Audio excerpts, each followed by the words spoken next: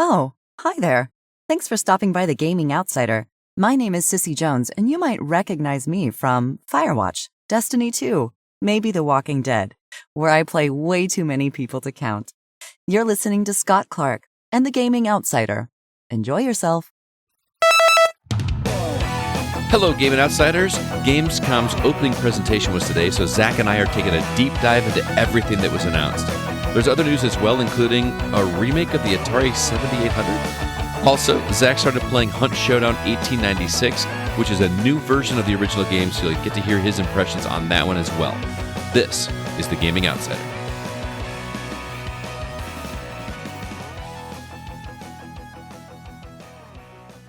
Greetings, programs, and welcome to the Gaming Outsider, a video game podcast with a focus on our incredible community, which can be found at thegamingoutsider.com or on Facebook, the GoCast, and even a Discord server. You can find a link in the show notes of this very episode. It is Tuesday, August 20th. I'm your host, Scott Clark, officially a middle school teacher, and joining me is my good friend, Mr. Zach Parkerson. How you doing, man? Hey, good. I was wondering if you knew how to say 3 in German. 3, I find, try? Just try. I don't know for sure. I just No. I'm remembering from Cool Runnings when the oh no, that was Swedish. That was Swedish when they were counting ice. I was going to say, welcome to E3 week, but it'd be welcome to E German word for 3 week. I mean, if we tried to speak German, it would probably sound better than how Jeff Keighley did it in the opening. That's true. He wasn't doing great. At least he tried. But good to see you, man. We are riding a duo again for 2 weeks in a row. That's right. And unfortunately, Chris is working. Alyssa is still recovering. So keep her in our thoughts. She's we hope to have her back next week. Hopefully, have a full house next week for community questions, because that's always a good time. Oh yeah. But wait, isn't that premature? That'd be the week after next, right? Oh, you're right. Yeah, next week is well, I'll save it for when we get there. But there you go. 1 week ahead of the game. But congratulations on teaching the degenerate age. The degenerate age? I remember, they might be listening. I've been advertising the podcast in the classroom, man. So well, look, I was in the 7th and 8th grade, and I know what my behavior was like. And I'm not saying these kids are as bad as me, but I'm just saying there's some degeneracy about, especially when when it came to romantics. I was putting that stuff ahead of any kind of schoolwork. Oh yeah, yeah. To turn the charm to a 11. That's right, absolutely. You know how I do. I know how you do, man. Yeah. Your dad has told me some stories about you and the charm in high school. Oh, so yeah, I totally get it. But anyway, if this is your first time listening to the Gaming Outsider, we are so glad you're here. We have a lot of fun here. We're going to cover the week's news. Normally the games we've been playing. It's just Zach this week with the new game that he's been playing. And then we're going to take a deep dive into Gamescom. But before we do that, I want to make sure everybody checks out one of our socials. I posted a YouTube link that Kevin put up for us. We were at the VGM Fest at the Beat Kitchen, and I went with Kevin and Jacob this past week. And it was an awesome, awesome event. I was so glad that I went, not just because we got a chance to promote R2V2 there, but it was so cool to get like a taste of what we're actually, they had more fans than we have at R2V2, but just to get an idea of what to expect when we have live music at our convention. We saw a band called the Adventure Guild that did nothing but music from, oh my goodness, what's that farming game that's been so popular recently? Stardew Valley. Oh, it's recently for like the last 10 years. Has it been 10 years? I think it came out in 2016. Is that right? Oh so my God. It's been a long time. Anyway, I don't know anything about, I tried Stardew Valley and I just can't wrap my head around it. So I knew nothing about the music, and I was impressed with what they put together. It was great. That was awesome. Jer Roque and Natalie Klein, piano vocal duo. I think I sent you a video, Zach. They did Snake Eater. Right. They did. Which was... It was cool. It was very It was very cool. She has got an incredible voice. You gotta, that was amazing. They gotta do that one in RTV2. They need to. Sure. Yeah. So you can come see it. Oh, wait. Oh, yeah. Hilarious. Yeah. You could record it for me, though. I could, for sure. And then Arc Impulse was the next band. There was a full band such high energy. They were so much fun, and they ended with a rendition of the music from Mike Tyson's Punch Out. But okay, it's very specific. Well, but it was cool because they mixed it with stuff from the Rocky soundtrack. Like the okay. It was like they did a really cool mashup of that, and then behind them they had a projector that was playing stuff from Mike Tyson's Punch Out and stuff from the Rocky movies. It was just like this big like boat. It was really cool. They did a lot of other cool stuff, but that one was definitely a standout. Man, you 80s kids were just way into boxing, huh? I don't know, man. I didn't get into Rocky until like Rocky 3 and 4. Yeah. Rocky 4 is just like so much fun to me. It's so American. Yeah, right? Yeah. The next group was two dudes. They call themselves the Super Guitar Brothers. Just two guys in acoustic guitars playing some of the most talented, or performing some of the most talented musicianship I've seen on a guitar in a long time. It was great. They did stuff from Zelda to Metroid. It was just amazing to watch. And then, oh my goodness, I cannot remember the name of the last band. I bought their T-shirt. They did nothing but Chrono Trigger tunes, and it was fantastic. Surely they must have a Chrono Trigger related name, right?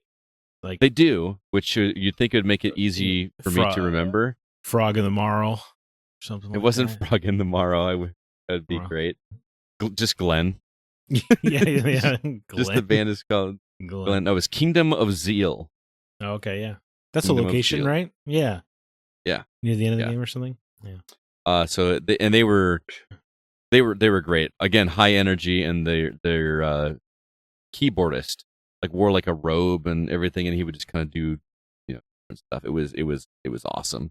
I bought their T-shirt, and it actually came with an advanced, when they make it, an advanced copy of their album, which they were going into the recording studio the next day to do. Oh, so as soon as that was done, they're going to send me like a digital copy. I was going to give that to Chad because he's like a massive Chrono Trigger fan. So I was like, I'll get a T-shirt and get a gift for Chad. That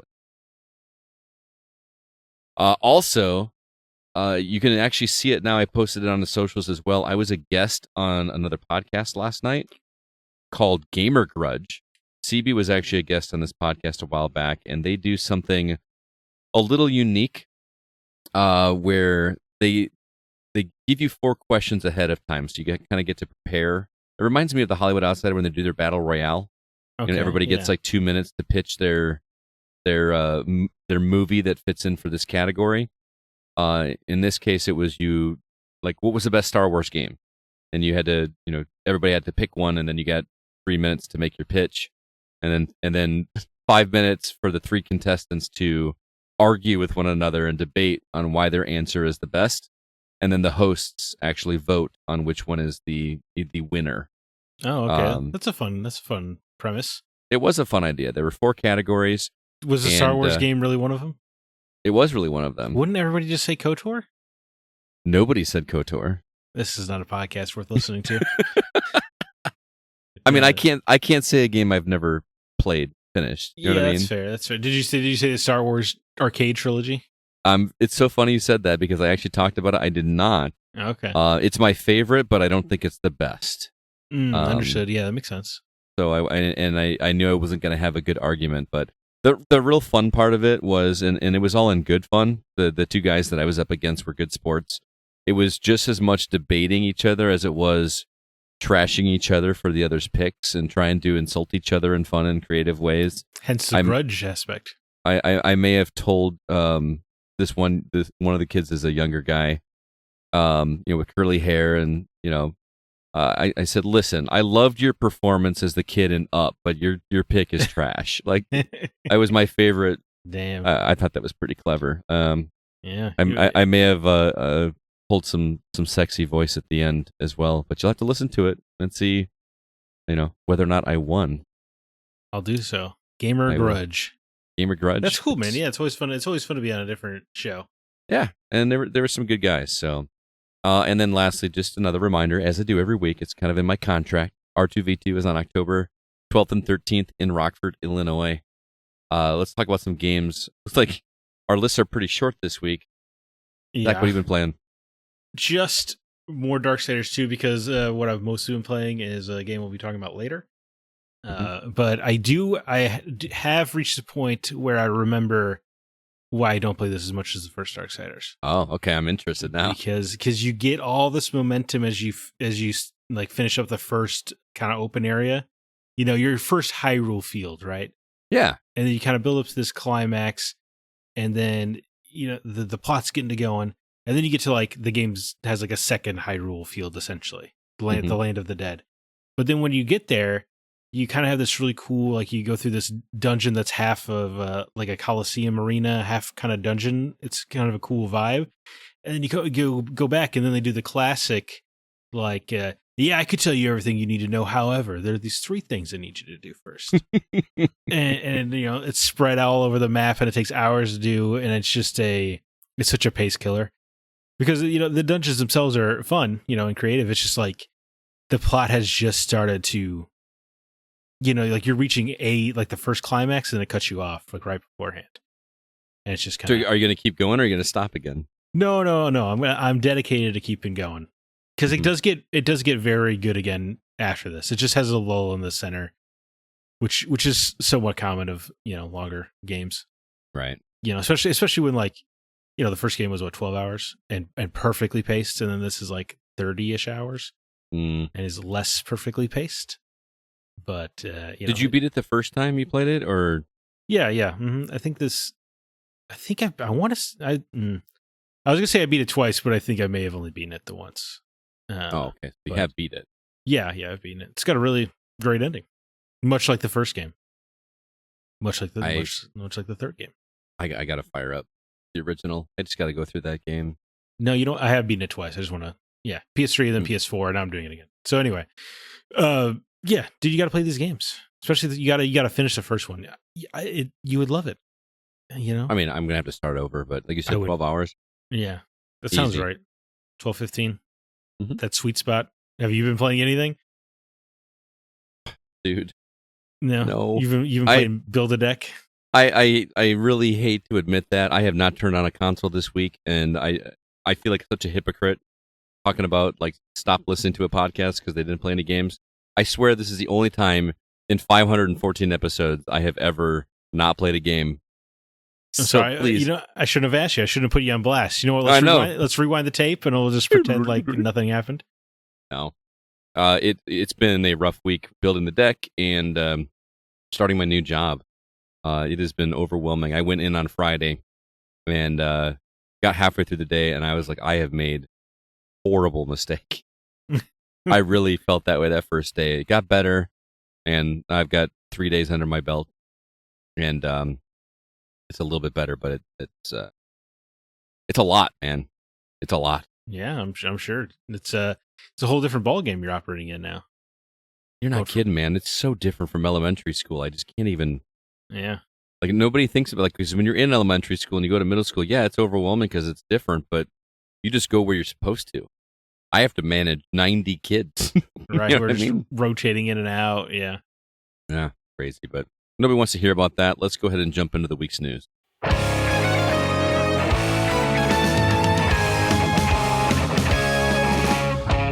Before we get into the news, I want to remind everybody about eWin Racing. You've heard us talk about them before. I'm sitting in an eWin racing chair right now. It is the most comfortable gaming chair I've ever sat in.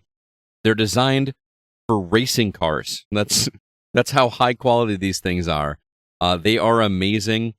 I don't even think about it. I just sit in this chair, and it just feels like home to me. But the best thing is that they are designed for different shapes in mind. When I ordered mine, they asked for how tall I was. They asked how heavy I was. And I was shocked at how just perfectly contoured this thing is for me. I think they make them rated up to 500 pounds. So even if you were bigger frame than I am, they will have one that will fit you. High quality. I've got no wear and tear on this thing. It's great. I want another one for school. I really do want to have another one for school. But you can get one as well, and you can get a healthy discount on your order. If you go to ewinracing.com and use the promo code TGO, you can actually get 25% off your first order You will not regret it. We've had multiple listeners purchase them and write me saying, wow, you were right. These chairs are great. Absolutely love it. Again, ewinracing.com, promo code TGO. I know we got a lot of trailers to talk about from Gamescom. Yeah. But there was another trailer that dropped today. I had no idea this was coming. There's a new, it's an Atari 7800 Plus, which is a really interesting trailer. I highly recommend checking that out if you grew up in the 80s like I did. As far as news, Bully, remember that game, Bully? Might be coming to current gen consoles, possibly, maybe. Also, this was just kind of fun. There's a guy in Saudi Arabia that set a video game record this past week I thought was worth talking about. Any of these stories intrigue you? I almost called you CB. Oh, Zach? no. Well, sure, I'll play Bully again. It's what's interesting to me about this Bully leak, because it was rated in Taiwan, which is a pretty clear indicator that it actually is real.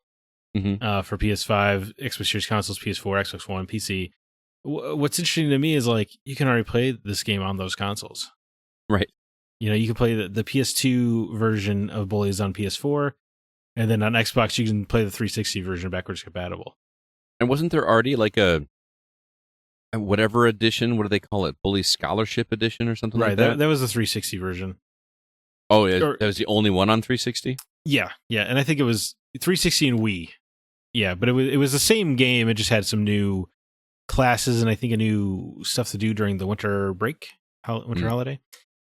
That was pretty much it. But yeah, they seem to be going all out on Bully because it's also coming for GTA Plus members on August 20th. So I didn't even know it was a thing.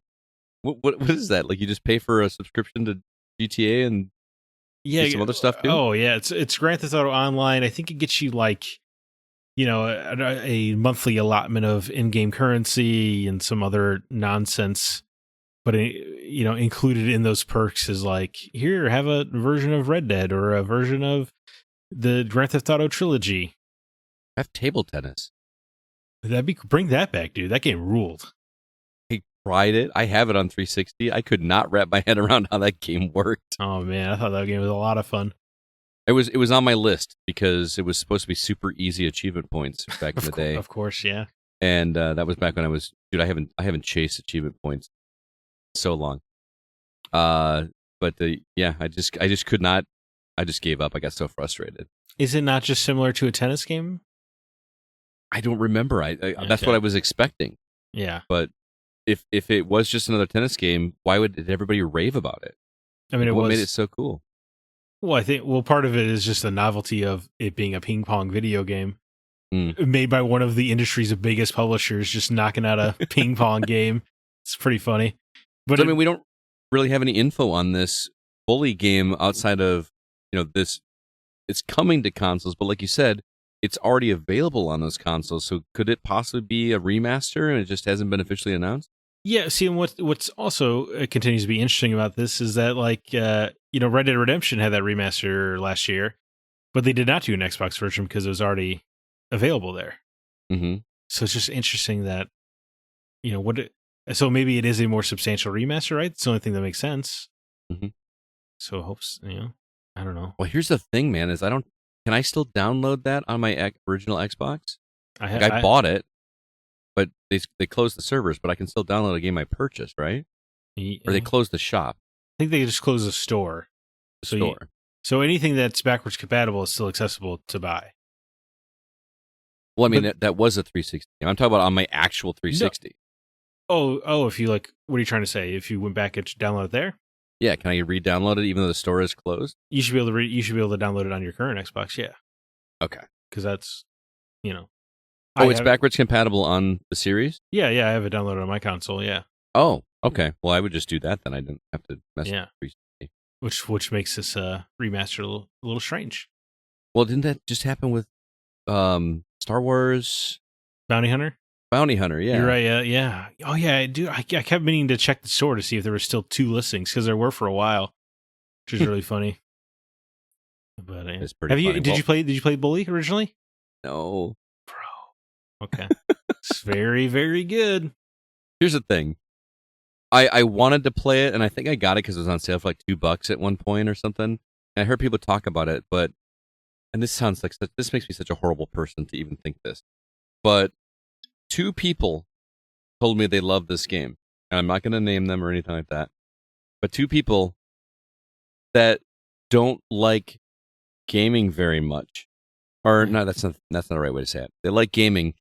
They don't like game that has any kind of challenge to it. Okay. They just like just being able to just take it easy and do whatever, and also struggled with the 2 sticks. You know what I mean? Like, yeah. Hey, it's stuff barrier. Right, and I don't mean to sound like I'm knocking those people, but when they're like, "Oh, I love this game. It's just so much fun. I get to go do this and this."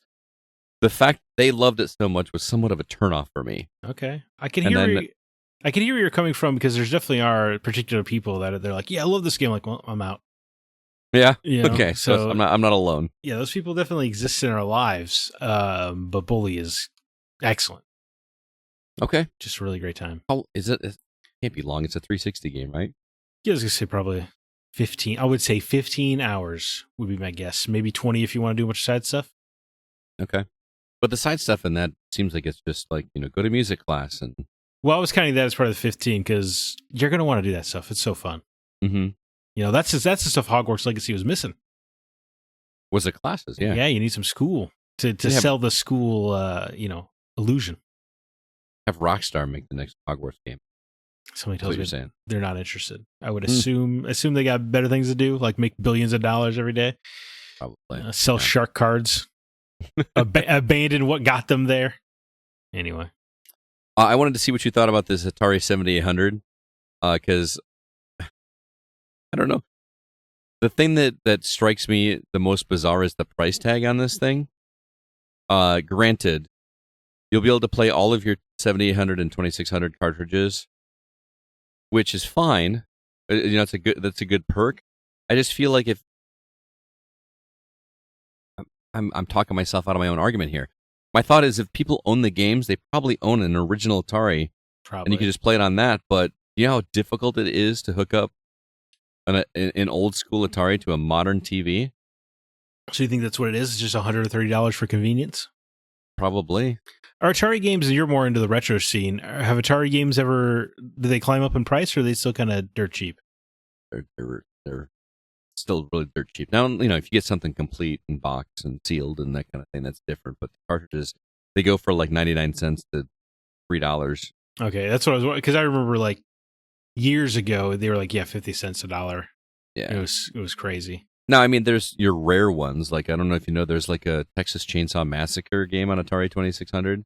Oh. Like, pretty rare to come by. There's always going to be crazy ones that are hard to get a hold of that are expensive, but yeah, the ones that you're actually going to play or remember, you can get for very, very cheap. I mean, I don't know when's the last time you played in a game on 7800 or 2600, but by today's standards, if I play those games, I'm good after like 5 minutes. Yeah, I feel like I felt that way as a kid, though. With the exception of the terrible version of Pac-Man, but I liked it. Or Outlaw was a lot of fun. Outlaw was a lot of fun with my brothers. Or Adventure was neat. I guess Adventure, that would not hold up in any way. There's just no way. That was my favorite when I was a kid because I was actually doing something. I was actually like, I had a purpose. I could beat the game. That's true. Yeah, which is rare. River Raid, I'm sure that holds up. That was hard too. Yeah, it is. It was great. Vanguard. I loved Vanguard a lot. That was an arcade one that they brought. Kangaroo. I played so many of them. Dolphin. Did you ever play Dolphin? No, I did not. Nor did I play Kangaroo. I guess I missed out on the animal games. Kangaroo was you were a mother kangaroo that its baby got kidnapped. It was just a platforming thing, like work your way up like a Donkey Kong kind of thing. Mm-hmm. But she had boxing gloves. It was the monkeys that kidnapped her baby, and Dolphin was actually really clever. It was a sound-based game. So it was a dolphin going from left to right, and you were trying to not get eaten by the shark that was chasing the shark. Or you weren't supposed to get to the end of the screen. So in order to keep going, you had to avoid these corals or seashells or something that were always in the way, but there was one spot that was missing, and so you had to flow through that. but the way you knew where it was going to be was the pitch of the sound. It was like the dolphin was shooting out like a sonar thing to see where the missing piece was, and the higher the note was, the higher the gap would be, and the lower the note is, the lower the gap would be. You would listen to the sound and then move up or down. I just thought it was like a really clever concept when I was a kid. That is, they use echolocation or sonar. Yeah, that sounds cool. Yeah, not as cool as Echo the Dolphin, of course. Yeah, where you're fighting aliens or whatever the hell's going on there. Is that what happens in that game? Isn't that what happens? I don't remember. I never got very far. I remember it being really hard. It was very hard. I could have swore aliens were involved, but it's been a while. Plus, you know me, like a game where like you're relying on oxygen and a time thing just stresses me out. You're right. It is it's just video game centered around a timer. Absolutely. Yeah. So, anyway, this Atari 7800. Did you see the controller? I thought it looked pretty slick. I did too. Yeah. Like, because I grew up playing those games with a joystick and a button, and they've actually made kind of like a little pad and two buttons. I don't remember there being two buttons. It's kind of like a rectangular shape thing, but the color scheme is really, the black and red, it looks really slick. Mm-hmm. And yeah, you're right, they added an extra button. I just don't know if I'd ever play it. Like, it would be a neat thing in the collection, I suppose, but... Well, I look forward to checking out at CB's place. Oh, there you go. Yeah. That's what I'll do. Why would we spend $130 when CB is already going to? Right, yeah. That's why we're friends with him. That's right. That's why we're friends. I will just mention really quick this video game record this guy in Saudi Arabia did. He now holds the Guinness World Record of most consoles connected to a TV at one time at 444 consoles. When I first read this story, I was like, there are 444 consoles? That was my thought. But my second question is, what does this guy's cable management look like? Because I want to see... I mean, I bet it looks amazing, right? There's no way you get to 444 without an organization method. I mean, how do you get extenders for? Because you can't just have them all behind the TV. You know what I mean? Like, yeah, they've got to have a long extension. I don't know. Those guys in Saudi Arabia have way too much money. Dude, well, they're shedding a lot of oil. He's gonna get a dead pixel on that screen and just freak out, right? And just. He's got to hope that the next TV is compatible. Well, I mean, you could just swap out the... Oh, I see what you're saying. I guess if there's an issue with one console, you're just like doing the Christmas lights. You go through each bulb until you find the... It's like, which one will connect? Because I assume they all got to be run through like 3 HDMI ports, right? And it's just a bunch of extensions or hubs. I don't know. How do you have like... You plug one hub in the other one? Yeah, you've got hub after hub after hub. Yeah, it's the only thing that makes sense, right? You just have like a bracket. I don't know how you remember how to turn which one on. Or label them. Do you have labels on each of the cords and on the HDMI? Yeah, I don't know, man. A lot of questions. We gotta get this guy on the show. And unfortunately, it was just a video, and I'm shooting myself in the foot here. I didn't watch the entire thing. I just wanted to kind of get some bits and pieces of information, but I need to go back and rewatch it and just see what's all about. So we should get him on the desert island. I bet he's got some interesting takes. Yeah, that would be pretty cool. We want you call him up. All right, dude, I got him. No problem. Well, that's it for the news. Like I said, most of it's going to be reserved for Gamescom, which we'll get into here in just a second. But before we do, I want to remind everybody about Patreon. If you like what you're listening to and would like to support the show, you can do so at a website called Patreon. Patreon.com/the GoCast. If you sign up for just $1 a month, you'll get our episodes one day earlier than everybody else. And at our higher tiers, $3 and $5, you'll get bonus episodes. $3 tiers get one bonus episode, and $5 gets two. Right now, you can listen to our Peace of Mind episode. That's where Alyssa, Zach, and I sit down and we each bring a random non-video game related topic to the table, and we discuss. Zach loves it because he's allowed to swear on Patreon. Right. It's a lot of close calls on the main show, so it's nice when I can just let loose. And then we did a Desert Island episode with Mike Card back when I was in Portland visiting him and Zach. It was a really good time sitting down chatting with those dudes. And we've got, by the time this episode airs, you will hear a recording for our $5 tiers, people. This is what the people wanted. CB bought me an AI-generated book where he basically punched in a bunch of information about me, and it wrote a literal, full, 300-something page book. It's called Podcasts and Power-Ups, and it's all about me. I have no idea what it is yet. I'm going to open up the book and read it for the first time, a few chapters at a time for our Patreon listeners, because that's what they wanted to hear. Are you aware of the famous internet comic strip where the dog's sitting in the room that's on fire and he just goes, "This is fine. This is fine." Yeah. I'm that dog right now. You think it's a terrible idea? CB's buying AI books. You're reading AI books. I'm just watching this AI world construct around me. And this is fun. It's for humorous entertainment. It's not like... Well, that's how it starts, right? One domino gets pushed over. Yeah. I've seen how these... I watched V for Vendetta. I know how it starts. Are you the one that had that entire speech memorized at one point? I do have, yeah. Uh-huh. Yeah. You want to knock it out right now? If you think they'll like it. No, I don't. Well, I do have it memorized. That part's true. I'm not just going to knock it out right now in the middle of this Patreon pitch. Okay. Well, anyway, if any of that sounds interesting to you, or if you'd like to get access to our entire back catalog, voila, we're talking... hidden view. No, I'm just kidding.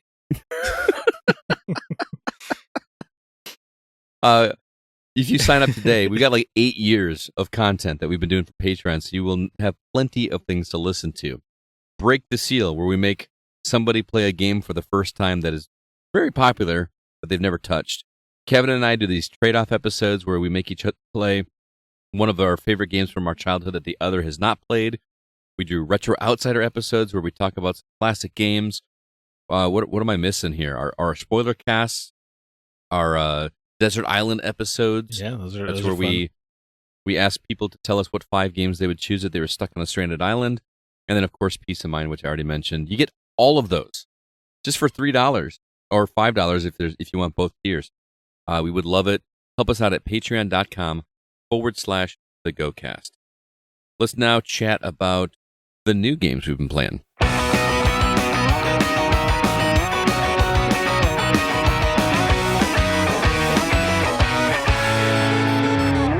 Zach, what's new on the horizon that people can purchase this week? Sure. Up front, we got Dead on Arrival Concord coming to PS5 and PC August 23rd. Ghostbane comes to PC August 23rd. The Lord of the Rings Return to Moria, a survival crafting game set in the Mines of Moria, is coming to Xbox Series consoles and PC Steam on August 27th. Crypt Custodian, where you play as a little cat guy hopping around. That's on PS5, PS4, Xbox Series consoles, Xbox One, and Switch, as well as PC, August 27th. Knock on the Coffin Lid is a card-based combat game coming to PC August 28th. And then Blood Hunting makes its way to PC August 28th. And so not a lot right now. I think next week, right, with Star Wars Outlaws, and then it just kind of rolls into September, and we just get to rolling. So this is kind of there's our last breath before the onslaught. Anything on this list exciting you in any way? Actually, yes. Okay. Knock on the Coffin Lid, I think looks great. It looks very much like Slay the Spire. Yes, and it does, yeah. I don't know if you saw, in the trailer, you know the pathway that you take, where you take the different branching paths. The map is huge. You have so many different directions you could go, and the story actually sounds really intriguing. I actually could have got a review copy of this one, but I had to turn it down just because I have too many things to do right now. Right. Well, and so much coming up, right? So you gotta I want to try to clear the plate a little bit. Yeah. Well, what about you? What's Astrobot? I'm all in on Astrobot. That's what I'm waiting for. On this list, I think I would also give it to Knock on the Coffin Lid. First of all, that's a great title. Excellent title. Love it. Really catches your imagination. Right. But the game itself does look cool. Nice art style to it. One guy too, I heard. Is that right? Wow. I don't quote me on it 100%, but I feel like that's what I heard. It's just one, and it looks great. Yeah. Well, to see how the Steam Deck verification lands on that one for us. But yeah, I think that's the most interesting here. I do have a morbid curiosity for how Concord is going to get received. Yeah. Because I hear the gameplay itself is fine. Although I haven't heard anybody be like, "Oh, it's great." I've mostly just heard yeah, it's good. But the $40 price tag in the current free to play market seems like a big ask for a game that especially looks so much like all the other free to play games. Right. And then also I just think the roster of characters looks so boring. Even even outside of the mind numbing personalities that obviously I'm not going to get behind, but just the actual character art design just looks so bland. It looks like Wish.com Guardians of the Galaxy. Yes, yeah, and that's their whole. But they were like, yes, this is perfect. Let's base the universe around that. Right. Yeah, it's a very. I don't understand because you look at other hero shooters, and I know they don't appeal to you or I, but I feel like the characters or people get attached to those characters, right? Right. Well, Valve did those videos for Team Fortress 2 for forever, right? Right. Yeah, or Overwatch, right? People were excited whenever they put out a cinematic. Yeah, just the Concord crew, just none of them have that oomph factor. Well, plus, isn't the Marvel one just around the corner, or it's in beta right now? I can't remember what it's called. Marvel Rivals. Marvel Rivals, yeah, and that's going to be free to play. And as you'll learn, it's coming out in December actually. Oh, okay. But I think it had a beta. I'm not sure if it's still running, but all of the characters are free with the free to play launch. Right. So it's kind of hard to compete. The $40 price tag worked, I think. This is PlayStation, obviously. And the $40 price tag worked for Helldivers 2 because it was something different and interesting, kind of had a different flavor to it. But if you're just going to be the other hero shooter, $40 seems like a big order. Tall ask. Especially when the free one with characters that everybody already loved is coming in December. Right around the corner, yeah. And everyone kind of already has the free games they juggle. Yeah, I don't know. Wish them all the luck in the world, but I don't know if it's going to come together for Concord. Yeah, most people that, like you said, that I've heard talk about it have spoke positively about it, not gushing, right? But more of a yeah, this is what I expected. It's pretty much like what I played in other games, just with a different coat of paint and some different rule sets. Yeah. It's, one might say, aggressively average. That's a great way to put it. Yeah. I don't know if it's sad or not, but just being good, it's not good enough in that market. No. You have to find another market. Yeah, that's true. Yeah, absolutely. There's so many more markets than these. We got plenty. People are still playing PUBG and Rust and stuff. There are people. Right. It's just oversaturated. Absolutely. Anyway, I want to talk to you about Hunt Showdown 1896, which you've been talking about Hunt Showdown for a while now. You got into it heavier in the past month or so, I guess. Yeah. And I guess I'm really confused about the differences here because from what I remember you telling me, and you're playing this on PS5, right? Correct. Yep. But it is also available on Xbox and PC. And did you get this version of it for free, or did you have to pay for it again? Sure did. Yeah, free upgrade for existing owners. Which is cool because in a lot of ways it's different in some pretty big ways, I guess I would say. So is the base game still the same, or right? So it's still it's still going into the map. A total of 12 players on a map, different team sizes of either 3, 2, or 1, and you're all hunting monsters. Mm-hmm. And you're finding clues on the map.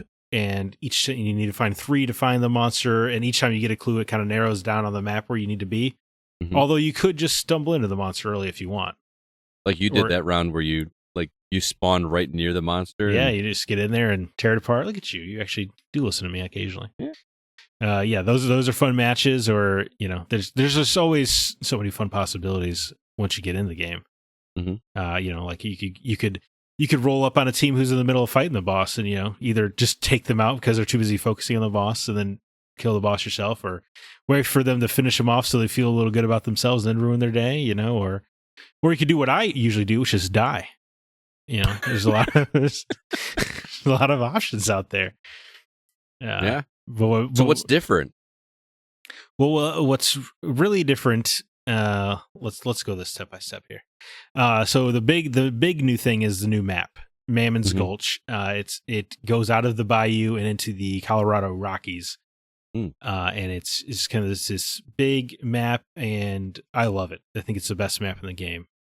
Not just I love that southern kind of horror bayou vibe, and this the Rockies are interesting, right? Because you get a lot of mines that you're traversing through. A lot of different. It's more industrialized, right? Because it's a little, more on the trail out west. So it's interesting in that way. But what I really like about it is the compounds, which is like the boss layers. They have so many entrances and exits. So in a lot of the other maps, it's easy to kind of lock down the entrances and exits with traps, or by making sure you're covering your flanks or whatever. Right. Here in the Mammoth's Gulch, it feels like everything's got like 16 entrances. So the best you can do is just like cover most of them, but it never feels like you can cover all of them. And hope you get lucky. Yeah, it really ratchets up the tension, and it also makes it so if you're trying to invade somebody while they're banishing the boss, because banishing takes a few minutes, and everyone gets to know where you are when you're banishing a boss, right? So you can come steal your bounty token. But it creates, now it feels less impossible to break into the lair because you have multiple different ways in, and it really has opened up my mind for strategy where it really, you can make them seem like you're coming through the way where they're expecting you. Maybe you see they have a trap set up, right? Mm-hmm. So you can try to make a bunch of noise there, so they think you're coming from there, and then maybe try to sneak around or something like that, or okay. a lot of different strategy because you can the firefights, because all the firefights are a little slower paced than your average shooter because all these guns are 19th century, so they all take long in between shots. So you really need to be considerate before you engage in a firefight. How bullet spongy are characters? Like, is it 3 shots? Well, it's interesting. As part of the update, they've made headshots one-hit kills. They were not in the original version. So that's kind of been a big difference. I'm not sure how I like it, but that's probably just because I'm not good at getting headshots. But you're good at receiving them. I sure am, man. It seems like every match. But no, but that does change things up. But outside of that, yeah, you can usually take 2-3 bullets before you would go down. And that's appropriate because, like every time you shoot, you have to like go through a long, levering your rifle or pulling back your hammer and your revolver. So it takes time, which means you can get shot and kind of sprint away and recover, trying to get your health back or, set up. There's no machine guns, is what you're saying. Yeah. So, but it makes firefights longer and a little more intense than other shooters, which is cool. And because, if you go down, yes, your teammate can pick you up, but, that's never a guarantee. Mm-hmm. So, especially if you're not talking to them. Well, yeah. Why are you talking to me like that? I thought you don't mic up with the guys. I would mic back if anyone. I would need someone else to mic first. How about that? That's where I'm getting at. And it can't be one of these people that's got their MP3 player, cruising in the background, because otherwise you just get muted in that situation. Yep. Those people suck. But and then the tension of losing all of your gear obviously leads to those intense firefights.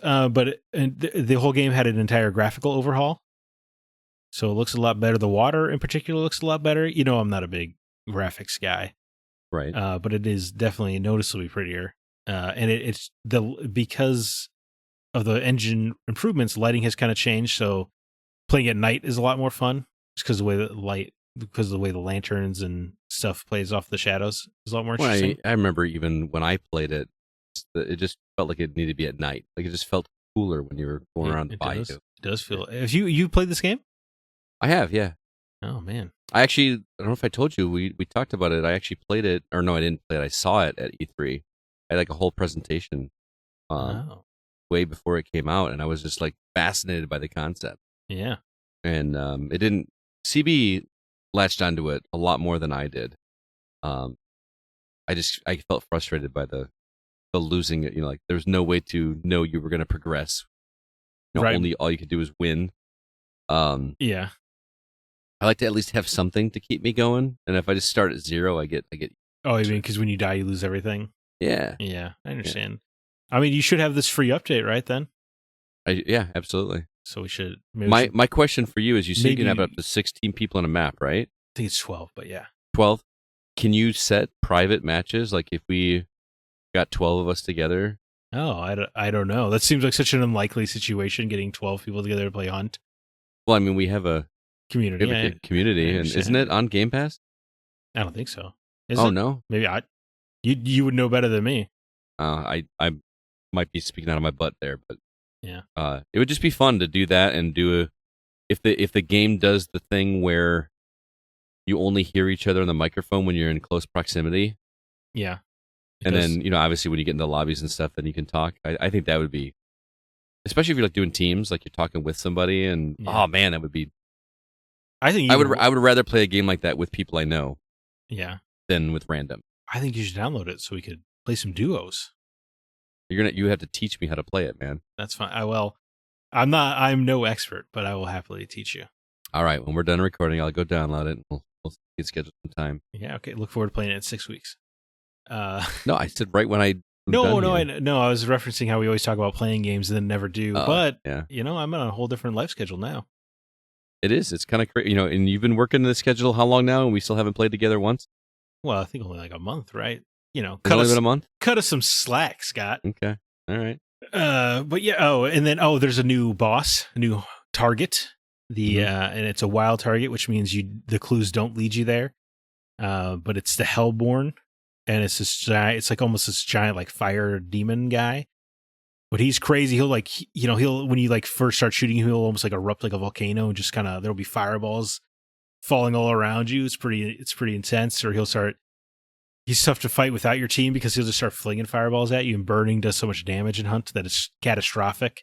Mm-hmm. But he's especially fun at night, because of the way the fire is playing against the night sky. Oh yeah, it's a pretty cool visual. And then I finally figured out how to find him reliably.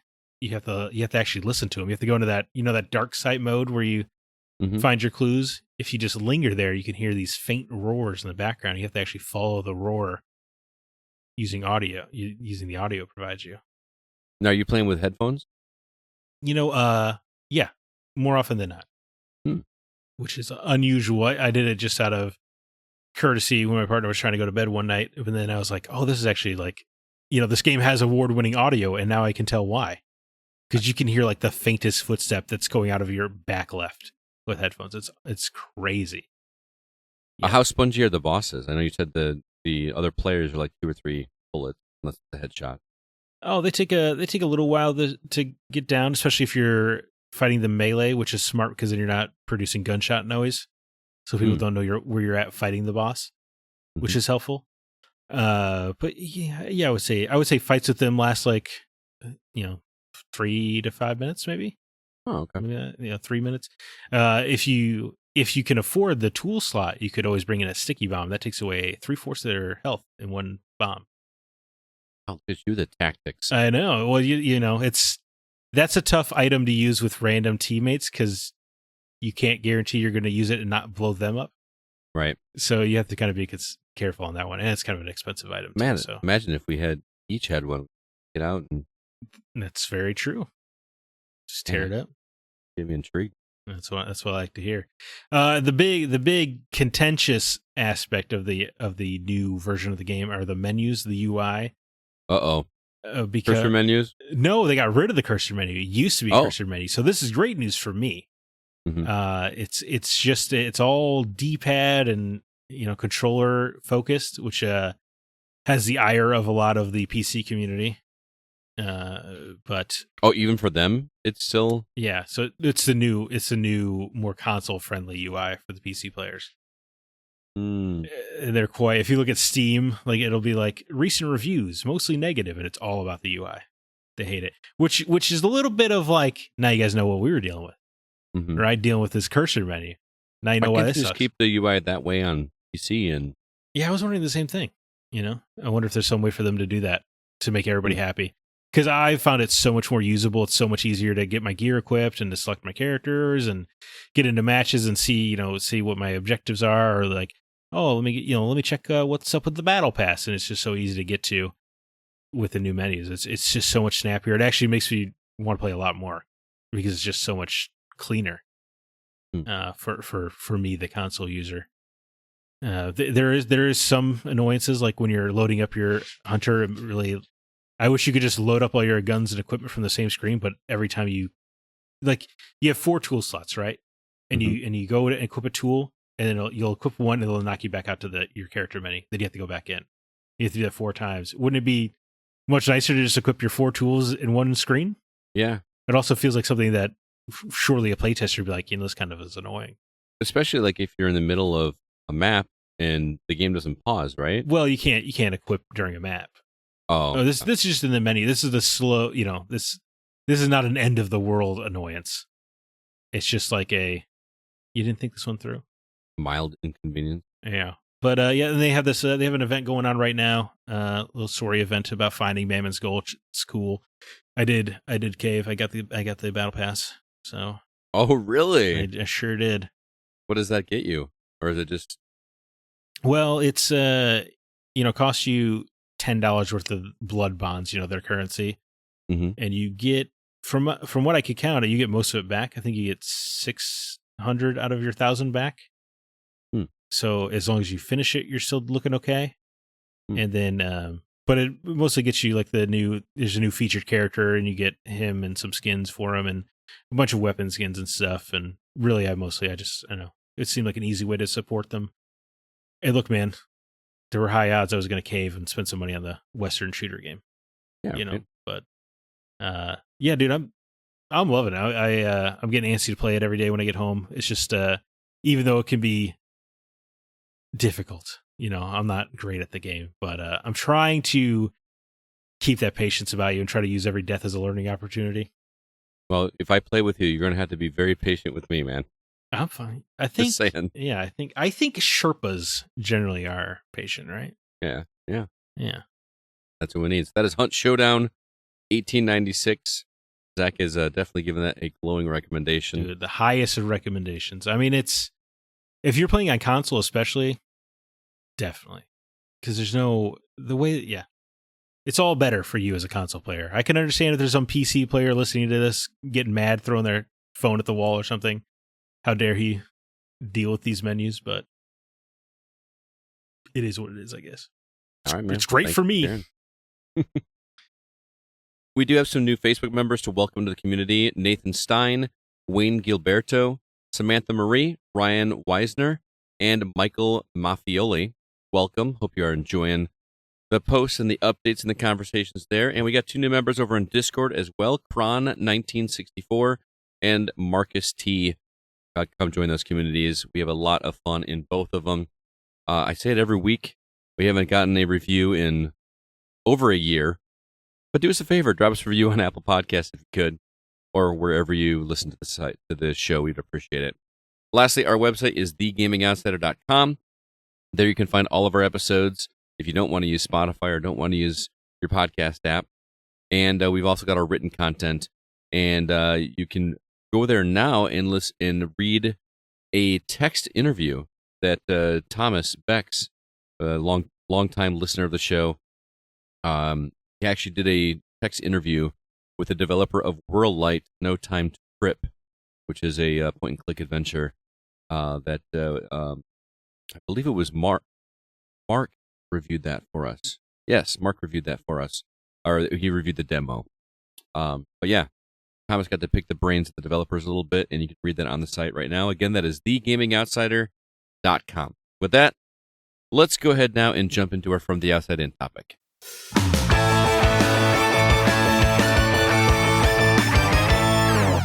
As we mentioned, we are going to just recap everything that was shown at Gamescom. Now, Gamescom, Zach, correct me if I'm wrong, is not just this reveal. It's like several days going on in Cologne, Germany, right? Yeah, so I guess full disclosure for the listener, we're recording this on the opening night. Mm-hmm. So if there's some huge Xbox news tomorrow or something like that, I can't imagine. Like a handheld console? Sure. Yeah, or a full announcement of we're getting rid of the Xbox brand. We're just Microsoft Gaming coming to all consoles, then we aren't aware of that as of this recording.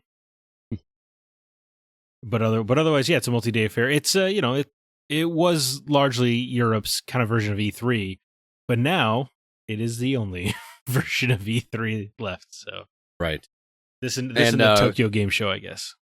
This list is insane. There's got to be over 50 games you've got listed here, and I don't want to just read through every single one, but going through the list, I mean, the big one that stood out to me, that's right off the bat, Borderlands 4.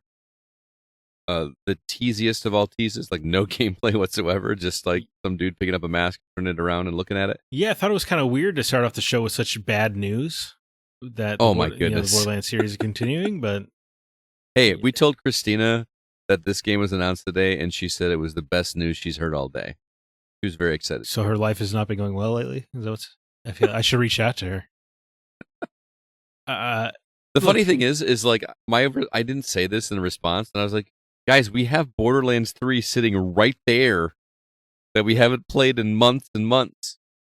Why do we need 4? Let's go finish the one we started. Yeah, But, I did think it's funny that Jeff Keighley right beforehand was like, "This is one that hasn't been leaked yet." I'm like, is he being sarcastic? I mean, everybody. What's knew. his name? Like straight up said. Well, yeah, Randy Pitchford the other day, yeah, just straight up said. But then he's been saying for like months. Yeah. So I don't know.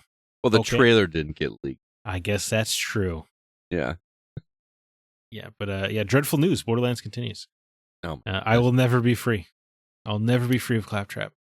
I will say the Black Ops 6 trailer. Actually, they showed a lot of gameplay. They did, yeah. Mm-hmm. I want to play that campaign, dude. I really do. You know what's nice though? You won't have to pay a cent extra this year. Exactly. Yeah, and I apparently you can just download the campaign now. I didn't know that. Somebody called me out on Twitter. That's amazing. That's so you can. That's great news. That's great news because, like, well, I don't know. I knew they said you could pick what you wanted to download. I didn't realize that meant campaign for multiplayer. I thought that just meant like you could download Black Ops 6 without having to download that annoying and frustrating Call of Duty launcher thing. Yeah, maybe I don't have full clarification. I just posted on Twitter when this news dropped earlier this week about something about Black Ops and like the size and being able to pick and choose. I was like, I just want to know when I can just download the campaign and I have to download the multiplayer pack. And I got all these responses like, you already do that, dude. Oh, I had no idea. Well, you couldn't. No, it was not the case in Modern Warfare 3, I don't think. You had to at least download a bunch of extra stuff around it. Because it took right, forever. and then like whenever you go to that launcher, it's like you have to go find the campaign. Dude, it's a game of Where's Waldo, that Call of Duty launcher. I don't understand how it makes sense to anybody. I don't either. It's nonsense. It's not. Yeah, but I agree with you. It looks like a lot of fun. I can't wait to blast through it, in 2 nights or whatever. Nice to see Raven Software back in the lead. Mm-hmm. Yeah. I will say, and I was watching this on YouTube, so I don't know, maybe I had those character models look kind of crappy. Oh, Or is it just me? I didn't notice. Okay. I'm not the right guy to ask to notice, though. If that makes sense. No, I know. It just did not look like current gen to me for a game that has that much money put into it. But again, I wasn't watching it on a 4K stream probably or something like that. Just I need to find a better stream, I guess. There's like no way that this is the next Call of Duty game. Again. Well, I do know it has Saddam Hussein. I must have missed that in the trailer. But, it wasn't in this trailer. It was in a past trailer. But yeah, it's pretty crazy. It's pretty crazy. It's just crazy to see Saddam Hussein, at least for somebody of my age, I guess. Well, a lot of the technology, even in the gameplay, was like 90s technology. They actually had like an old, I don't even know what you call them now, like a film camera. You know what I mean? Like, yeah. One of they were using that to like do the eye thing. Oh yeah, the retinal scan. The retina scanner. Yeah. I don't understand how that works, but I was like, man, I remember those cameras. Dude, I'm excited for this game. I am too. Again, just the campaign. I don't care about what else. I don't care about your omnidirectional movement that's now in multiplayer. Yeah. According to Joel Selinsky, I will be playing the multiplayer. He's insistent on turning me into a multiplayer player, and I don't think it's going to happen. Tell Joel to get on Hunt with us, and then we can all become multiplayer people. Dude, I'll bet you he would like that. I don't know. The losing your loot, I think he would get frustrated, but we'll have to pitch him on it. Can you do a team of 3? Yeah, you can do trios, yep. That'd be a fun thing to try. That is probably what's going to deter most people, though, right? Is the idea that you lose all your stuff. But the trick is you earn the money so fast that it's not that big of a deal. Okay. But anyway. Did you see the Goat Simulator remastered trailer? Yes, I did. I had no idea that's what it was. When I started watching it, I was like, "Oh, this is interesting." They're like talking about all like the glitchy stuff from like earlier games, and is this going to be a game about glitches? Wasn't that something that we were talking about, like wanting to happen at one point? I think, yeah, I remember you talking about that. I thought it was like going to be a game in the spirit of Eat Lead, if you remember that game. I do remember Eat Lead. Which is like a video game parody. I was like, oh, we're just going to make fun of the fact that all we make are remasters or remakes. That could be fun. And then it turned into a freaking Goat Simulator remastered trailer, which I was like, well, you had me. and then you lost me. Yeah. I like. Well, the trailer was I can't fun. crap on the game too much because I've never played it, but I just don't have any desire. I appreciated the Skyrim illusion. That it just kept going down the hallway because it just keeps getting remastered. Mm-hmm. That was pretty funny. I like the one character that was like in a cell and was glitching out and doing all this stuff, and then when he looked back down the hallway, that the same character, his neck just grew larger to like look with him. Oh yeah, I saw that. Yeah. I thought that was pretty funny. Yeah, so it was a good trailer for a game I don't care about. Yeah. What do you think about this? What else stood out to you? Well, the Persona 3 DLC, obviously. I don't think I will have beaten the Persona 3 Reload campaign by the time this comes out, but good to know. Episode I guess is coming. It's good all around because I know this is already announced, but it's nice to have that epilogue from the PS2 here. And then they announced that you can fight Joker. Wasn't he a good guy in Persona 5? Yeah, it's something of a series tradition. You being able to fight the protagonists of the other games is a hidden. Okay. They're usually hidden bosses. They're usually hard as hell and not just a really tough fight that I never bother with personally. But gotcha. Yeah, so it's just there as a fun, have a quick thrill. They showed a little more of Black Myth Wukong, which I know very little about that game. It released today, as of this recording, correct? Yeah, did you see it's the 4th most played game on Steam ever? I was just going to say that. It actually beat out Helldivers 2, didn't it? For like most concurrent players on launch day or something? Oh, maybe. I was surprised that it was the most concurrently played single-player game in Steam history, and I was like, surely that must have been Baldur's Gate 3, but I'm Black Myth Wukong, I guess, more popular. Yeah. And that's considering like it's not even sold, in China on Steam. It was a Wii game. Is there a version? So I'm saying that these numbers aren't even including its native country. We can only imagine how big it actually was being played today. Right. That's freaking crazy. How? It just feels like it came out of nowhere to be that big. Like I know people were excited about it, but I didn't realize people were this excited about it. Yeah, I didn't either. To me, this was just another, I recognized the name, knew very little about it, had no idea people were that excited for it.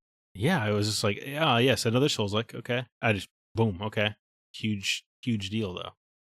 Well, the Elden Ring DLC just came out, and people are probably finishing that up, and they're ready for more. Yeah. Yeah. Because there's not going to be any more Elden Ring, right? Until inevitably Elden Ring 2, right? Well, yeah, I mean, there's no more DLC for the first game. The one and only. Yeah. Dragon Ball Sparking Zero, yes, another Dragon Ball game. Sure. It's got to be exciting for somebody. Linked Banner of the Spark. I liked their little presentation. First of all, their logo looks like it says "Oh Linked." Not doing any favor, but the game itself, I didn't think did not look very interesting. No, but I like that the developers were out there. That's what I was saying. Yeah, it was so hard to. I was ready because of their excitement and everything. I was ready to get excited for Linked, and then it just looked boring.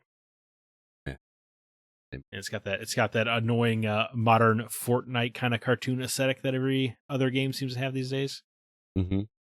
So, what about? I didn't get to watch the second half of this, but what about Warhammer 40K Space Marine 2? How is that looking now? Looks fine. I've got no dog in this fight. I'm not going to play this until I play the first one, and I haven't played the first one in the 13 years it's been out, so I don't see myself playing Space Marine 2 anytime soon. No, man, it reminds me so much of Gears. I know, yeah, and so did the first one. It just kind of looks like Gears with hack and slash mechanics, which is cool. But I have to. It's hard to justify. I got to play the first one, right? I need the context. I have no idea if the stories like carry over or if it's just like. I would think it does, right? There's so many stories in the 40K universe at this point, right? Yeah. Like I feel like you could just pick up wherever you want to and try it. No, maybe you're right. Maybe you're convincing me. By the way, this is the most requested game from our writers to review. Everybody wants I've Space got Marine 2? 4 people Wow. have asked, hey, can I call dibs on Space Marine 2? Sorry. Got somebody else already. Sorry. And it's not me, to be clear. Right, you're not using your dictatorial powers to command it? Do that. Thank you for finishing that word, by the way. could have been risky otherwise. Circle back to Lost Records Bloom and Rage. This is the new Don't Nod game. I saw. This is actually where I left off. It looks very much like Life is Strange. Yeah, I think the premise of them like getting a package addressed to their high school band, but like 20 years later or whatever. It's an interesting hook. I'm not gonna lie, and I like that it's split into 2 parts. Part 1 in February, part 2 in March. So get instead of 5 pieces, like. Yeah, I know. I like episodic games, but I understand most people don't. I like episodic games when they're scheduled correctly. When it's The Wolf Among Us, where it takes like 7 months in between episode 1 and 2, that's unacceptable. Was it really 7 months? I think it was a huge chunk of time. I don't remember that at all. Yeah. I think I waited until that one was done to play them all. I think that's smart because I got burned by one of the other ones. It wasn't 7 months, but it was still a long time. Yeah. But if they could ever figure out how to do one of these properly and just put them out monthly, it'd be perfect. I'm all in. But anyway, that looked somewhat interesting. Reanimal, I'm excited about. What's that one? That's the new game from Tarsier Studios, the team behind Little Nightmares 1 and 2. Oh, is it a similar style game? Scott, I couldn't believe how similar it looked. because they left Little Nightmares because they wanted to work on something else.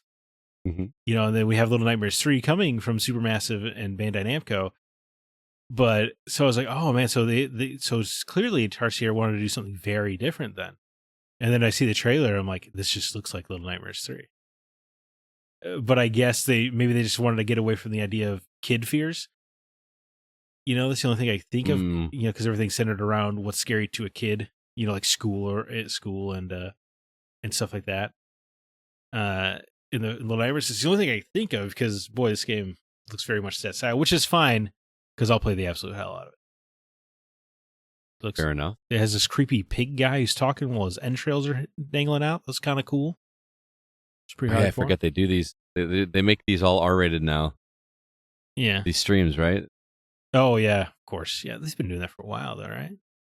Oh, yeah. It still surprises me. I'm so used to like thinking of YouTube as being TV, and it's not.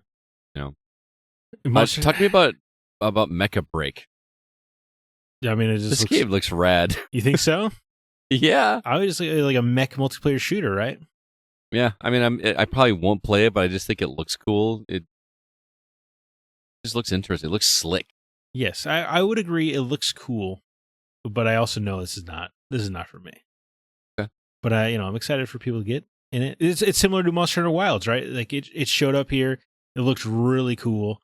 I was like, man, this, maybe this is finally the way into Monster Hunter. And then I remember, dude, I'm just gonna hate it. So why? Don't get excited. You're not gonna like it.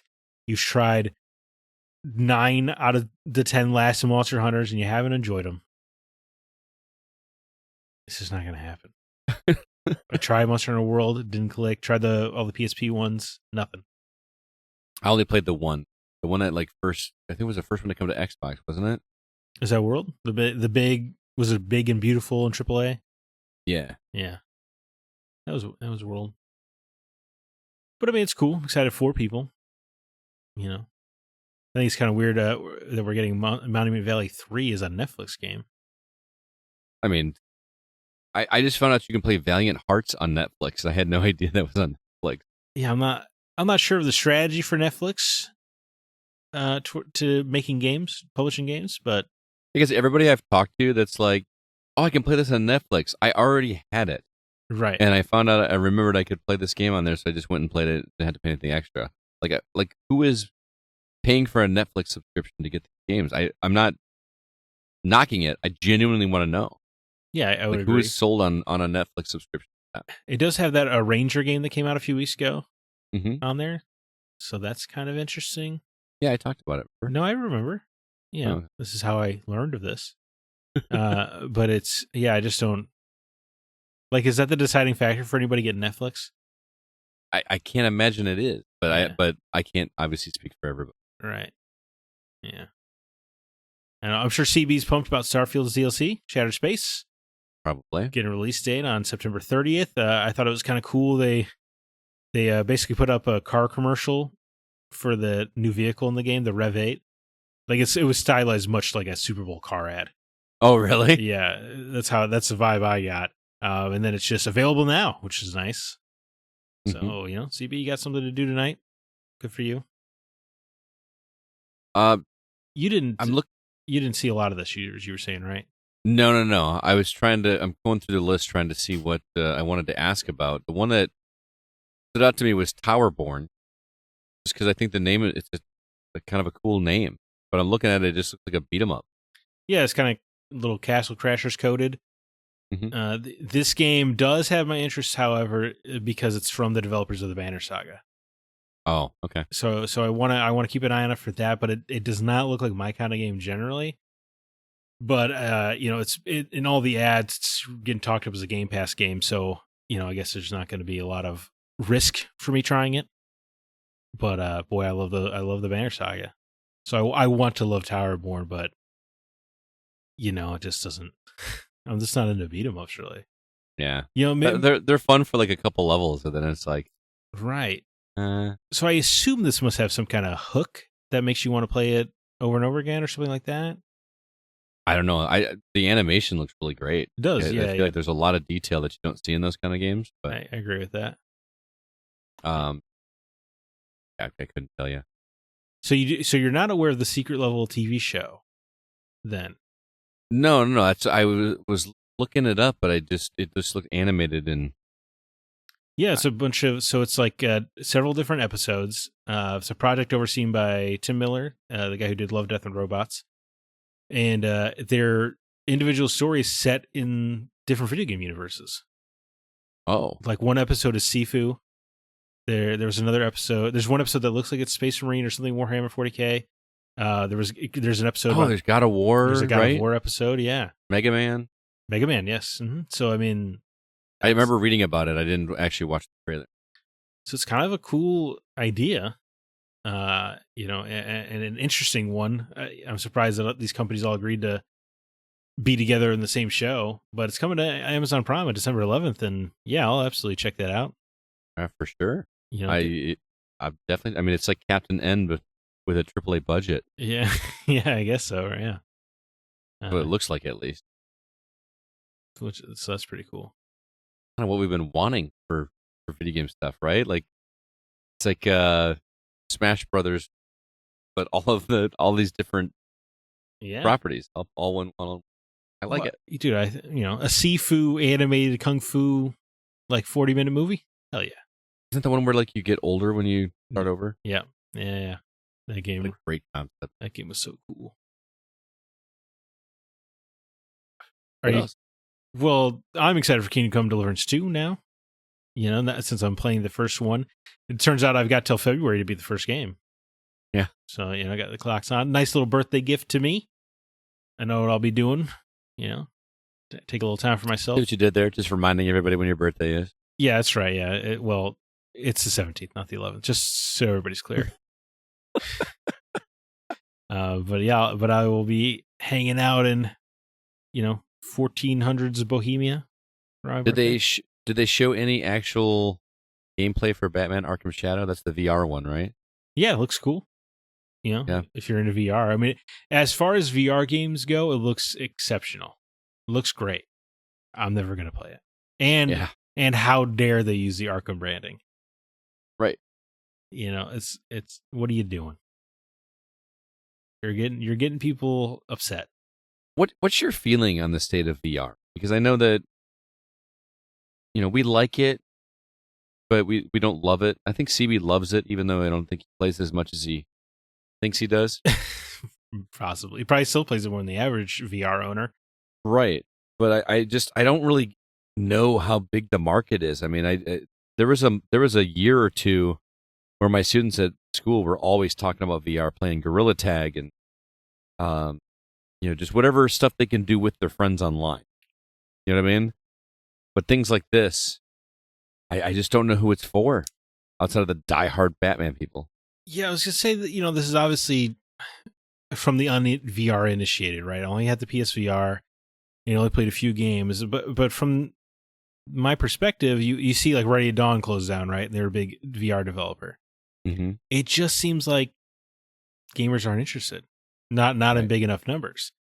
I'm sure there's plenty of reasons for that. It's just kind of uncomfortable to play in its current state, and it's just not as relaxing as playing a video game, right? Because it's more involved. You're more in it.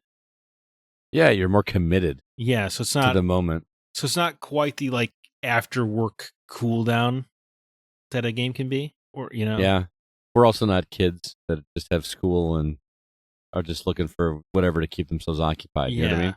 So I could be wrong, and the coming years may prove me wrong, but it just doesn't seem. It seems like there is going to be a small dedicated fan base for VR, much like comic books, right? Like they survive off of an incredibly low readership, but they do survive, and I feel like VR can do that.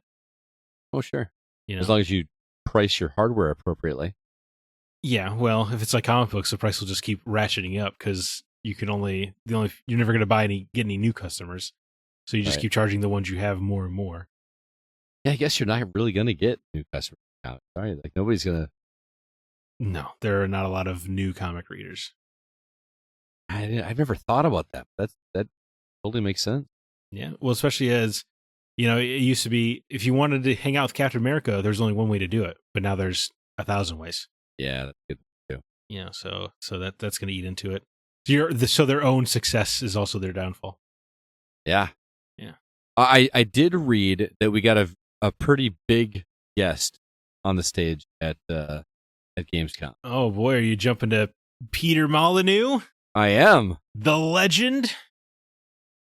I wish he had come on the stage and just told a really big lie. I mean, he may have. We don't know. No, he seemed pretty reserved. I know you didn't watch it live or anything, but yeah, he came out there and was like, "What was I doing, wasting all that time in mobile games? I want to come home to PC and console." And then he's been funding this game, Masters of Albion, himself since then.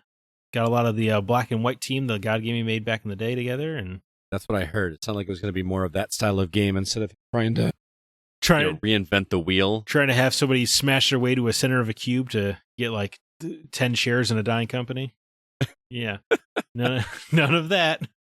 But yes, this is his new God game. Dude, it was interesting to see Peter Molyneux again after all this time, because he's kind of got the grandpa energy now. Yeah, what does he look like? He's looking pretty old, man. Yeah. And hey, time comes for us all. All right, I'm not being ageist over here. Yeah. I'm just saying he looks like an older man. He seemed really happy to be there, though. That's cool. So that's something. It was kind of, it's interesting seeing this guy again, because he was such a staple of our lives for however many years. Right. Especially in the Xbox ecosystem. Yeah. So it's cool. Did you remember Milo? Of course. Yeah. The living boy in your Kinect. Yeah, that's what everybody wanted, a creepy boy to watch you in your house. Yeah. I remember talking to all the gamers around then. They just said they wanted a little boy to themselves. That's what Peter Molyneux wants. It looks cool. I'm not into God games. Are you? Yeah, I mean, you consider like Civilization those God games, or where you got to be terraforming and stuff? I never played Black and White. I don't know if Civilization does count as a God game. Did you see they announced Civ 7 though, or they showed off Civ 7? I mean, they did. They had announced it before, but we didn't really see any gameplay. I have Civ 6 on my Switch that I got for like $5, and I've never played it. Oh, okay. So, well, now you can buy Civ 7 and not play it when it comes out February 11th. There you go. The one I'm really curious about, because I just got a buzz about it the last couple of days before it was shown here, is Unknown 9 Awakening. What is this game? Because the trailer is like live action, but did they get to gameplay? This trailer did not have a lot of gameplay.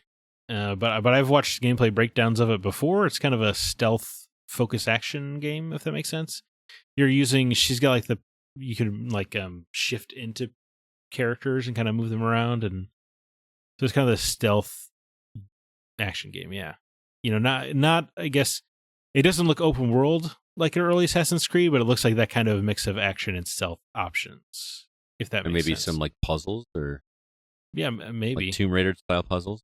I feel like a lot of the trailers I've watched, because I've been trying to get a read on this game because it looks that AA kind of game I'm into.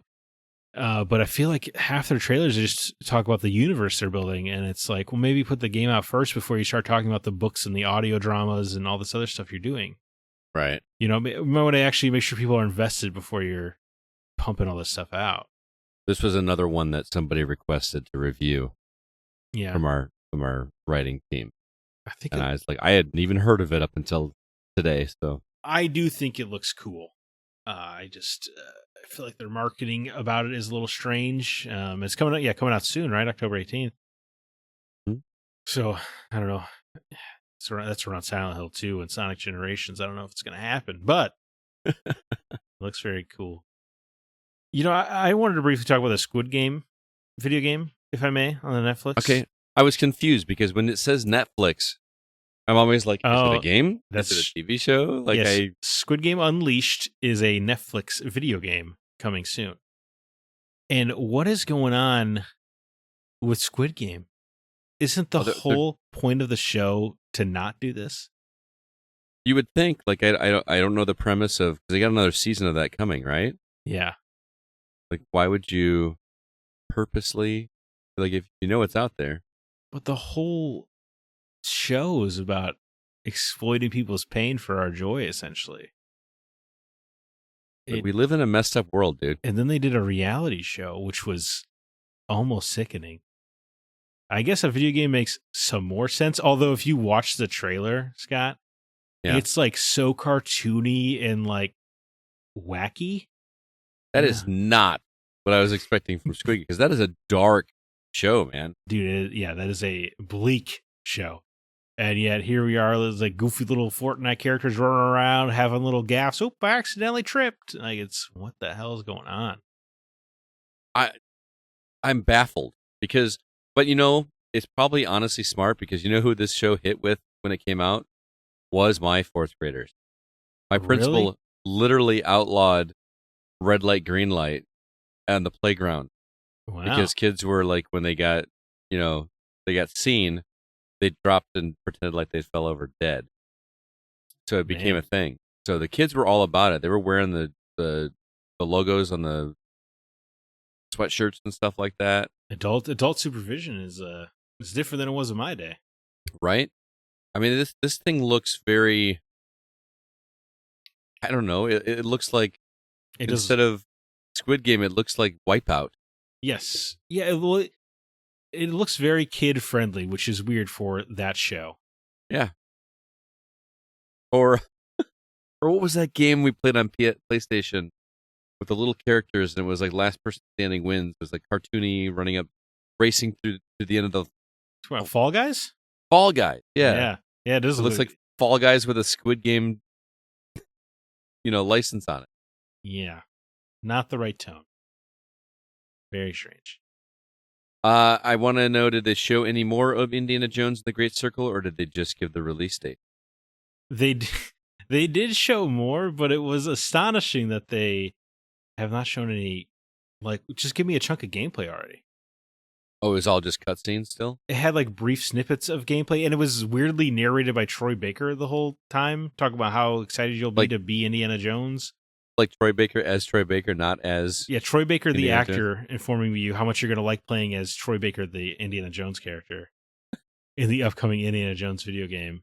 It was a strange trailer choice. Not sure I understood what's going on there.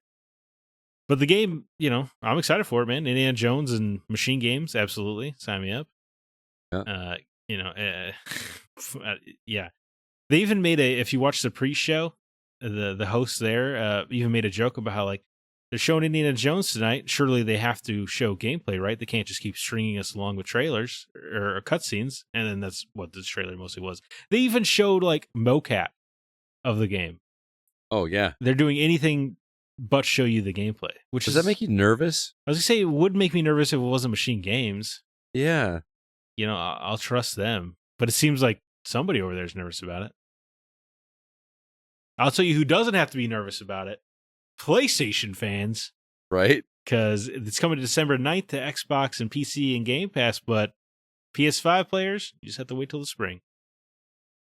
Good for them. That's awesome.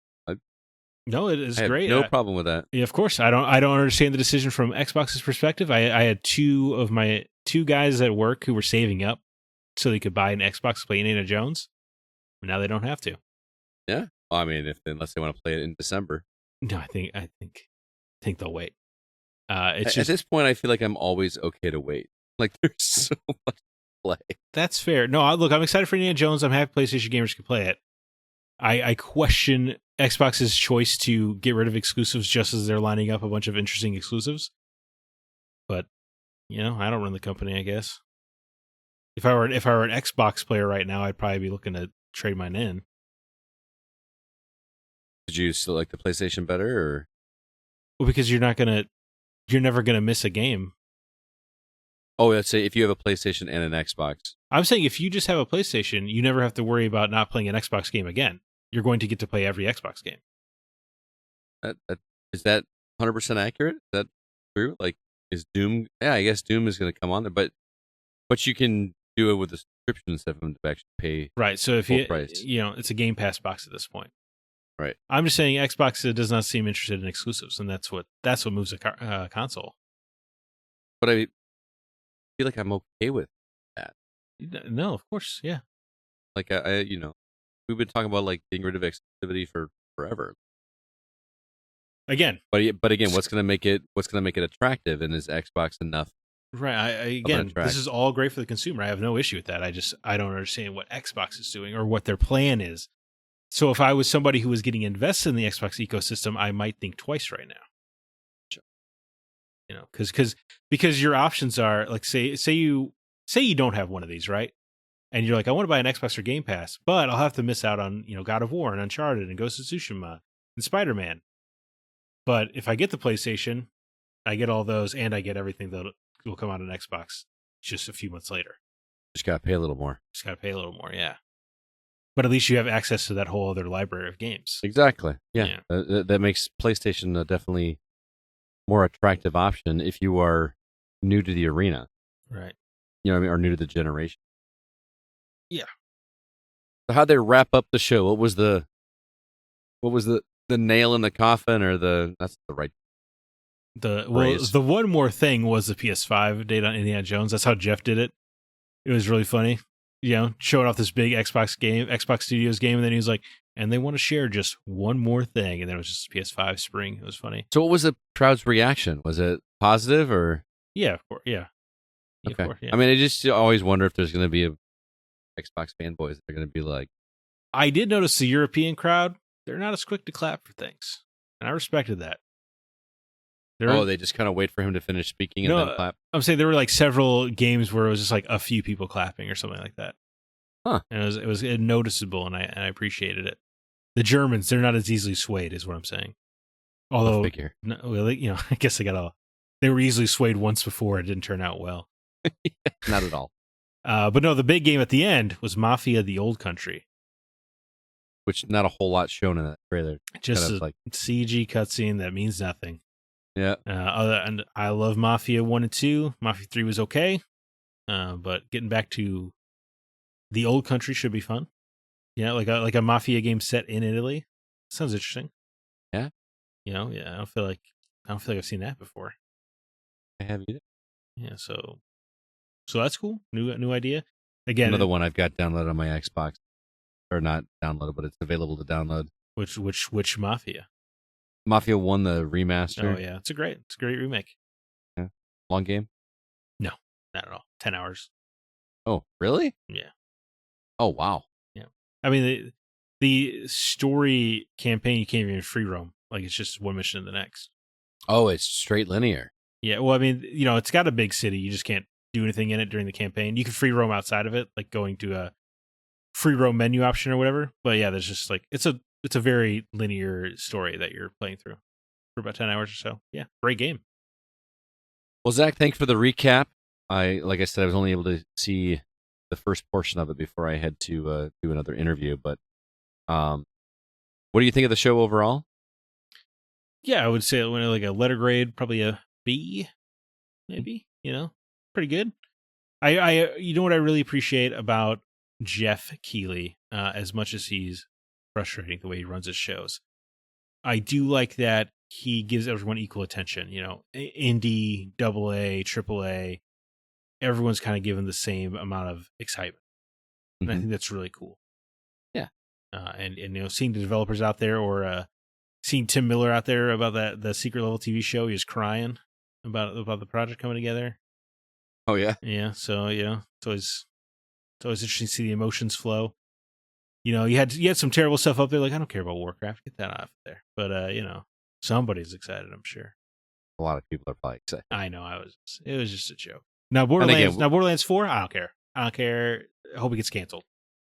No, I mean we've got 3 copies that are going to be sold in my group, so. Yeah, well, apparently the franchise has sold like 75 million copies, so I think it's going to be okay. I'm going to see the movie tomorrow. Are you? Yeah. I'm excited. I'm excited to hear what you think. Morbidly curious at this point. Well, at this point, it can only be better than what you think, right? Right. So no matter how bad the movie is, you're going to walk away with it being like, it wasn't that bad. Right. Yeah. That's how our human brains work. And I'm not going to the big AMC theaters. There's a theater up in Beloit. That's like $8.50 for a ticket, and they have recliner seats. Is that your new theater of choice? You talked about this theater before. Did I? Okay. Yeah, that's where I went to see Twisters, I think. Yeah. AMC's dead to you. No, I actually was going to. My friend actually asked, hey, do you mind if we go to Beloit instead? It's cheaper and they got better seats. I was like, that's fine. Yeah. So it wasn't my choice. And I'm already, my new job is a little bit further north than before, so it's not like I got to go all the way across town. But anyway, that was fun. Next week, I'm excited. We're going to go back and do a retrospective. These are some of my favorite episodes because Zach does a whole bunch of research on a specific console, and we've decided we're going to take a deep dive into the Dreamcast, the Sega Dreamcast, a console that I have some experience, actually more experience with the Dreamcast than the Genesis, if you believe it. So we're going to talk about some of our favorite games, and we're going to get some history from Zach about that. So stay tuned to the socials. We would love to hear your favorite games, or maybe not so favorite games from the Sega Dreamcast. But that is going to do it for this episode of The Gaming Outsider. Thanks so much for listening. As always, this one was produced by Kevin Honigford, and all the music you hear is written and performed by Grant Henry of Stemage and Metroid Metal. His website, again, is stemagemusic.com, STEMAGE music.com. Please be sure to email us if you have any questions or concerns. Our address is feedback@thegamingoutsider.com. Zach, do you have any parting words or recommendations for our listeners before we get out of here? Scott, I wish I did, but every opportunity I had to, watch a movie or a TV show, anything this past, several days has just been the Hunt Showdown. Hunt Showdown. Okay. Can't stop playing it. Well, since you don't have one, can I do 2? Sure. Yeah. You could but you have to do the second one in an imitation of me. I don't know how to do that. Yeah. You gotta figure it out. First one's short and sweet. I bought. I'm not going to go into details. I'm not going to make this gross. I bought myself a bidet. Okay. Actually, I bought it as an anniversary gift for my wife, and she hates it. But well, that's great. Has she tried it? Has she given it a fair shake? Yes. Okay. Yeah. I don't think it's gross. Man. Everybody goes to the bathroom. I don't think it's that gross to talk about. I know, but that's what I'm saying. Like, when I started to research it and whatever, I just assumed it was going to be this big expense. Dude, it was like $35 and shockingly easy to install. Okay. Like shockingly easy to install. So, I'm telling you, it's worth it. A+ on the bidet. Yep. A to the bidet. I just bought one at like Menards, and it took me 10 minutes to install. So this is, you gotta thank my card for this, right? I do, because Mike and his wife have one, and that's where I experienced. We both experienced it. That's true. Together, even. Yeah, we kind of took turns. Yeah. No, so that's my first one. My real one, I'm stealing this one from Mr. Jeff Kanata, who recommended this on his show DLC Podcast, which I highly recommend. But he mentioned a podcast that he thought listeners would like, and it is called Where Everybody Knows Your Name, and it is Ted Danson and Woody Harrelson doing a podcast where they just have a special guest each week, and they talk a little bit about Cheers. And I was like, that sounds kind of sweet. I'll check it out. And after one episode, and this will get you to listen to the first episode, Zach, they have Will Arnett. Hey, I know that guy. And talking about Arrested Development. Yeah, I know that show. So, and I feel like that episode they did a good job of starting with that one, because that one got me just sucked in. Dude, I am completely caught up on this podcast. So I listened to the entire run this week. Is it just an interview format show? Kind of, but it's they're, Ted and Woody do questions, but the guests are obviously actors, so they don't have a problem speaking. So it's a lot of them talking but man, this is going to sound crazy to say about a podcast. It is absolutely just uplifting. Oh. Like it's just these people, some of them have been longtime friends, some they've met for the first time, but they just love on each other in such real ways and praise each other for their work, and they get real deep, and they get real personal, and you learn a lot about these people, and it just kind of made me. I mean, I've always known that celebrities were just people like us. They just happen to live in a different class. Yeah. And when you hear people talk like this, it's like, wow, these people are vulnerable just like I am, and they have problems that I have, and it's just such a refreshing podcast. And Ted Danson, I feel kind of challenged by him as a person. Like, I've always kind of appreciated him from watching Cheers and some of his movies and stuff. Becker, but he is just the sweetest guy, man. Like, and just so genuine. Some of the other people they interviewed, Lisa Kudrow was on there. Flea from the Red Hot Chili Peppers, the bass player from the Red Hot Chili Peppers. Shockingly interesting interview. That dude is way more philosophical than I would have expected. Okay. I don't know, man. Just even if you don't listen to the whole thing, check out the Will Arnett episode. There's a lot of ads. There's like 4 minutes of ads at a time, but I've gotten it down to like how many clicks I need. Sure, yeah, I understand. I'm saying with Smartless, it's always just a fast forward 4 minutes. Yeah. I thought we did long ad reads, but holy cow. But yeah, at least listen to that. They're only like an hour long, Yeah. Well, and then we cut out all the ads, right? They're only like 40 minutes. Right. So Where Everybody Knows Your Name, and they don't talk about his Cheers as much as I was expecting. They did on the first episode. I would assume with that title that it was going to come up pretty often. Well, I mean, it's mostly because both Ted Danson and Woody Harrelson were main characters on Cheers. Yeah. So, I thought like you that it was going to be a lot of talk about Cheers, or it was going to be a retrospective, but it's really just them inviting people to hear their story and just praise each other in ways that don't sound like it's sugar-coated or fake. It just sounds like he really means it. It just makes you feel good. I don't know. It's like I said, I have listened to every single episode they put out so far. I want to say there's like 8 of them, 8 or 9, but in a week, dude, that's kind of crazy. It's a lot, yeah. So again, Where Everybody Knows Your Name, I highly recommend it. But well, Zach, it has been a lot of fun. 2 in a row we did just you and I. Absolute blast. I love chatting with you all as always. Yeah, of course. And hope that CB and Alyssa can make it back next week. Thanks, everybody. As we get out of here, I want to remind you, as we always do, there's no such thing as a bad game, just games that aren't for you.